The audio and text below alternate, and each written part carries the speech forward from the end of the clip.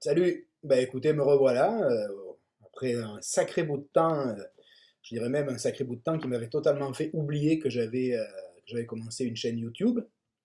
Euh, j'ai fait quelques vidéos, là j'ai regardé deux ou trois trucs que je trouvais marrants, et puis bah, je me suis dit que ce serait peut-être bien de continuer un peu sur la lancée, peut-être en mode un peu plus relax parce que j'ai pas trop de temps. Je me suis remis entre-temps, depuis que j'ai plus fait de vidéos, à penser dans les murs, c'est-à-dire que je me suis inscrit en philosophie à l'Université Laval dans un second doctorat.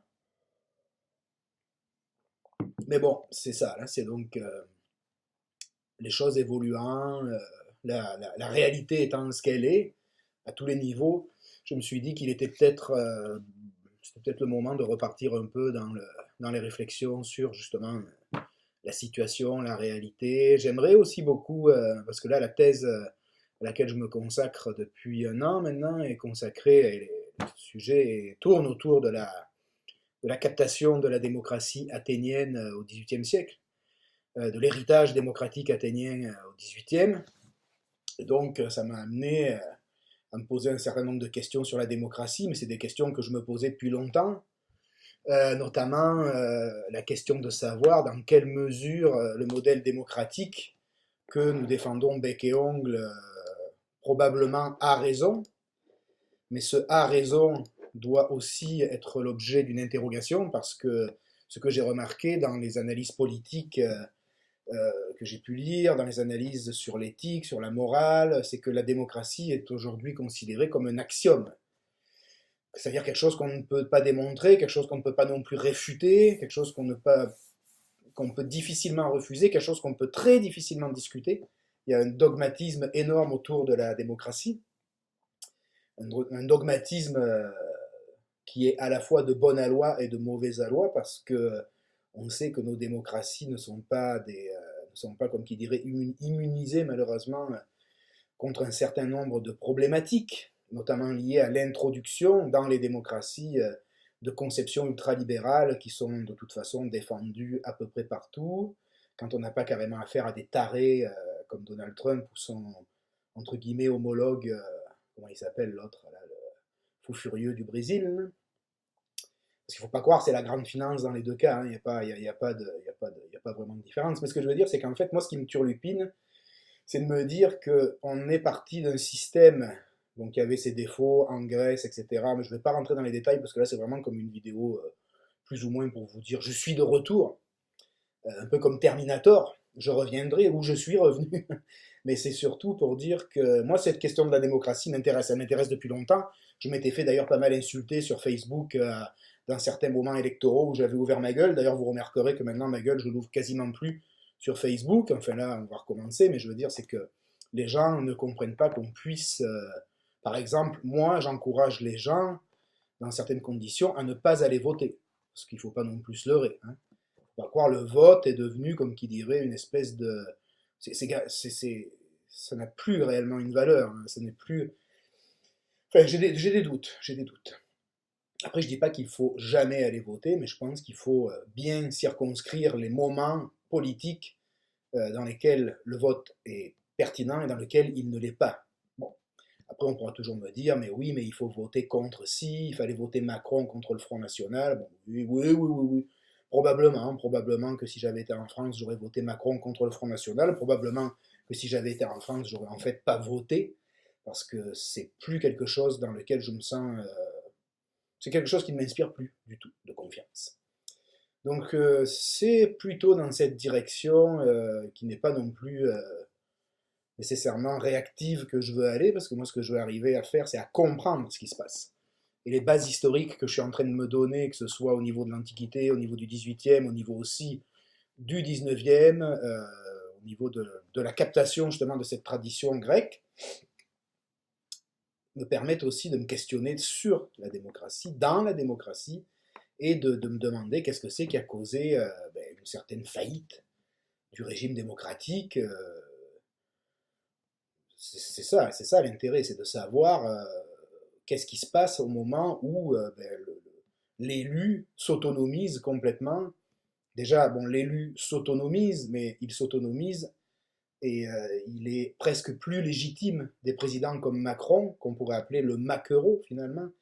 Des présidents comme Macron sont élus avec des pourcentages ridicules, enfin, avec des ratios de vote ridicules. Donc je veux dire, on ne peut pas se targuer d'être le président de tous les Français, on ne peut même pas se targuer, je pense, d'être le président de la moitié des Français. Il est grosso modo le président d'un quart des Français, dont dans ce quart-là, combien ont eu peur du fascisme, à raison, puis les autres, bon, ben, avaient leur raison personnelle de voter, qu'on respecte par ailleurs.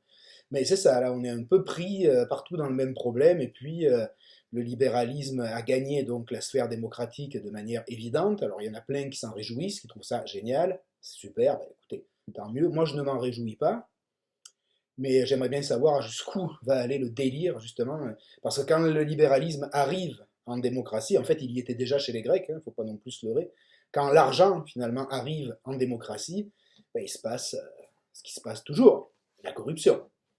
Puis ça, après la corruption, une fois qu'elle a gagné, elle noyote à peu près tous les systèmes euh, qui sont assujettis au régime politique en place. Donc je veux dire, après il ne faut pas croire non plus que je fais l'apologie de régimes fascistes, de régimes nazis, d'extrême droite, du communisme stalinien. Non, c'est pas ça l'affaire. L'affaire, c'est que moi, en fait, je suis dans l'absolu moi-même. Si je me pose la question, moi je serais démocrate, vraiment. Déjà, moi, je serais démocrate, mais je serais partie prenante d'une démocratie directe, qui serait totalement représentative, on va dire. Ouais, c'est ça qu'on aimerait avoir. Hein. C'est qu'on voudrait avoir des... je sais pas comment dire ça, là. On voudrait avoir des représentants qui nous écoutent pour de bon, hein, qui ne soient pas juste des députés qui se pognent le cul en prenant des salaires, en cumulant des retraites, etc. Donc voilà, bon là je ne vais pas non plus m'éterniser.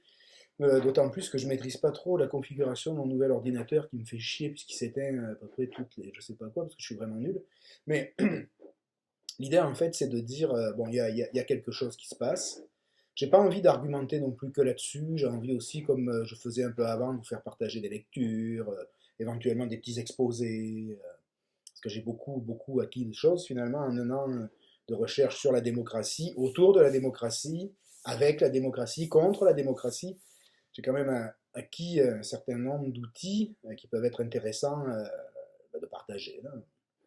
Mais c'est vrai qu'il y a un problème qui devrait être examiné par les politologues sérieusement, c'est-à-dire de ne plus prendre cette démocratie libérale comme un axiome, comme quelque chose qui ne peut pas être critiqué, qui ne peut pas être... Enfin, si c'est critiqué, on a le droit de critiquer, mais c'est des critiques qui sont toujours un peu fumeuses. On critique, mais on critique en étant dans le système, on critique en étant dedans. Donc on fait ce qu'on peut, même moi je suis dans le truc. Donc bon, on essaye de voir, mais après, moi je ne me satisfais pas qu'on me dise que la démocratie c'est le moins pire des régimes, parce que je veux dire, elle génère en étant ultralibérale des inégalités qui sont totalement faramineuses. Je veux dire, aujourd'hui on est dans une période de l'histoire, mais il y a eu pire, hein, on s'entend bien que le féodalisme, le tsarisme en Russie qui se rapproche beaucoup du féodalisme, réellement, je veux dire, bon, on sait qu'il y a eu des moments qui étaient pires que ça. Après, il y a des débiles qui pensent qu'on est dans un moment de la société où c'est extraordinaire, où on est des psychologues cognitifs américains qui nous font rigoler autant qu'ils peuvent. Mais je veux dire, je pense qu'il y a un problème sérieux et puis que nous, notre rôle, c'est de le penser. On a des outils pour ça, on a des concepts, on a des idées. Des débats. Donc c'est ça. Hein. Il faudrait faire bouger le modèle démocratique sérieusement. Il ne faudrait plus accepter ce qui s'est passé en France, ce qui va probablement se passer en Allemagne. Il faudrait juste se dire que la démocratie a besoin de quelque chose d'autre. Elle mérite quelque chose d'autre. Elle a une histoire chargée, intéressante, compliquée, buissonnante, avec des arrêts, avec des retours, avec des nouveaux départs, avec des brisures, etc. Je ne vais pas rentrer dans les détails. On connaît l'histoire. Donc, moi, je pense qu'on est dans un moment où, justement, on devrait vraiment tous faire une introspection, sincèrement, et puis nous demander si la démocratie, telle qu'elle est pratiquée, là, c'est vraiment le meilleur régime qu'on a envie d'avoir. À part, bien entendu, qu'on soit des nababs et qu'on profite, bien entendu, des largesses de la démocratie libérale, auquel cas, il est bien évident que là, dans ce cas-là, on va dire que c'est évident qu'on va, bien entendu, faire la propagande qu'il faudra pour cette démocratie libérale. Et puis là, j'avoue que même moi, si j'étais à la place de ces dits nababs, de ces gens qui de toute façon contrôlent les choses d'une certaine façon, mais moi probablement que je fermerais ma gueule. Parce que je suis pas débile non plus, vous voyez ce que je veux dire? Je suis conscient qu'on peut être aussi, qu'on est tous corruptibles, y compris moi. Donc je ne cherche pas à m'accepter du lot, je ne cherche pas à passer pour l'incorruptible, genre Robespierre, un beau comique aussi, lui d'ailleurs. Mais enfin bon, je veux dire, c'est ça, là, c'est qu'il faut un peu se dire, bon, discutons. Puis regardez là ce que j'ai sous la main. Démosthène, ça vous parle ça? Démosthène, et lui et la démocratie, c'est carrément une grande histoire, c'était une histoire d'amour, mais qu'est-ce qui nous fait Démosthène? Est-ce que c'est vraiment quelqu'un qui a une visée démocratique, une visée honnête, ou est-ce que c'est juste un politicien véreux avant l'heure? Le débat est toujours ouvert. C'est pas une blague, c'est toujours ouvert. Il y a toujours des gens qui disent Démosthène, c'est la vie de la cité, c'est la résistance à l'oppresseur, à Philippe de Macédoine, c'est vraiment la démocratie dans son actualisation, dans son actualité, avec quelqu'un qui la porte, qui est le fer de lance de cette démocratie, qui la défend, qui conseille aux Athéniens, etc. Bon, à côté, on a des mecs comme Échine, qui seraient considérés un peu comme des collabos, mais il y a aussi des gens qui disent non, Démosthène, c'était juste un taré, qui avait des gros intérêts dans la démocratie athénienne, et qui cherchait en fait à défendre ses intérêts. Donc, vous voyez, on était dans la Grèce antique, on était déjà dans ces problèmes-là. Bon, en fait, moi, je pense que Démosthène n'était pas du tout corrompu, si je dois donner mon avis, mais je pense que il était peut-être pas non plus autant honnête qu'on veut bien nous le faire croire. Donc c'est ça, donc on a cette espèce de double langage, de double pensée qui nous accompagne grosso modo depuis l'origine de la démocratie, problème aussi de la représentativité, problème aussi de la manière dont les gens sont capables de capter l'intérêt de la politique, de la chose commune. Est-ce qu'on est dans la léthargie? Est-ce qu'on est dans la surexcitation? En ce moment en France, et on est dans la surexcitation, mais tant mieux, parce que je veux dire, à un moment donné, quand on se fait fumer et ratiboiser de tous les côtés par des gars qui empochent des millions, c'est sûr qu'on a envie de porter un gilet jaune et d'aller casser un peu des choses, là, je veux dire, enfin, casser, excusez-moi, pas casser, mais casser des institutions. Moi, je suis pas un casseur, hein, vous me connaissez, hein, les gens me connaissent, il y a beaucoup de gens qui m'ont connu jeune, et ils savent très bien que je n'étais pas un casseur. J'étais juste un casseur de couilles. C'est différent. Mais je veux dire, c'est ça, là. C'est que essayons de nous poser des questions, essayons de sortir un peu nos têtes de vous savez où, nos têtes de nos classes, nos têtes de nos séminaires, parce qu'il n'y a pas que ça dans la vie, hein. Il y a des gens qui souffrent, il y a des gens qui crèvent, pendant que nous on est en train de blablater.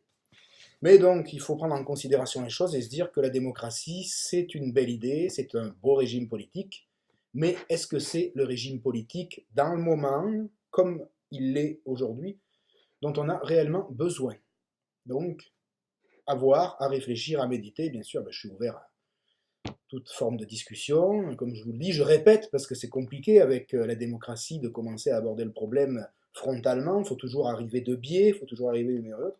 Moi, je ne suis pas un nazi ou un fasciste, ok? On s'entend bien que moi, j'ai été élevé dans une famille de démocrates qui votaient, et mon père a été représentant politique élu au suffrage universel, je veux dire, et puis non, mon père m'a toujours encouragé à voter, c'est une tradition que je respecte, mais il faut savoir s'abstenir aussi. À un moment donné, il faut savoir arrêter les frais. Donc c'est ça. L'idée, c'est ça. Il faut complexifier notre vision de la démocratie, il faut complexifier notre vision de la chose publique, mais ça veut dire aussi qu'il faut que les citoyens, au lieu d'être tout le temps en train de brailler, prennent la chose à bras le corps. C'est ça, c'est que c'est bien beau de chialer, là, mais à un moment donné, ben, il faut penser, ou il faut agir, ou il faut faire les deux. À un moment donné, comme disait Marx, la réalité produit quelque chose, produit nos consciences, produit quelque chose de l'ordre de la conscience, et nous, il faut absolument qu'on capte ce qui est produit, et qu'on fasse quelque chose de ça, qu'on dise, bon, maintenant, sur la table, on a un problème, qui est le problème de la démocratie, qui est le problème du libéralisme, de l'ultralibéralisme, couplé avec un régime corruptible et ultra-corruptible. Donc maintenant, il faut faire ça. Donc moi, j'invite les gens, bien entendu, à discuter, puis bon, je sais qu'après, il y a des gens avec qui je discute de manière tout à fait sympathique. J'espère pouvoir faire participer peut-être des gens que j'ai rencontrés. J'ai fait de belles rencontres à l'Université Laval et ça pourrait être intéressant de tirer profit de ces rencontres pour justement élargir le champ d'investigation. Je pense en particulier à une personne qui se reconnaîtra peut-être, qui a eu une invitation express, on va dire, mais bon. Et puis voilà, donc ça sera aussi peut-être l'occasion pour moi, à un moment donné, mais on verra, de présenter d'autres auteurs que j'aime, tout ça. Là. Voilà, voilà. Donc je vous le dis, là, Penser hors les murs est de retour. Et Penser hors les murs va essayer de voir qu'est-ce qui se passe avec notre belle démocratie et comment on pourrait ben, voir, l'ausculter, comme disait Nietzsche. Hein. On va essayer d'ausculter avec notre petit marteau de médecin, notre petite. Puis on va ausculter, puis il se peut qu'en y mettant un grand coup de marteau, on la défonce aussi. Parce que c'est ça, hein. Le marteau, il est là pour ausculter, puis il est là pour frapper, hein, définitivement. Donc c'est ça. Voilà, bah écoutez, j'espère que ça va vous plaire, et puis moi je pense qu'on va bien rigoler ensemble. Ciao!